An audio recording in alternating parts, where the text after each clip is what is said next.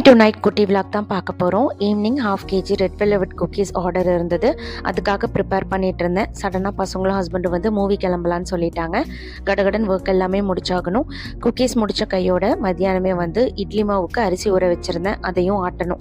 So cookies preparation முடிஞ்சதும் counter top clean பண்ணிவிட்டு உளுந்து அரிசின்னு வரிசையாக அது எல்லாத்தையுமே போட்டு ஆட்டி எடுத்து வச்சுட்டேன். ஒர்க் கொஞ்சம் சீக்கிரமாகவே முடிஞ்சிருச்சு. கொஞ்சம் டைம் இருந்தது. அலசி வச்ச அந்த பாத்திரத்தை எல்லாம் அந்தந்த இடத்துல எடுத்து வச்சுட்டேன்.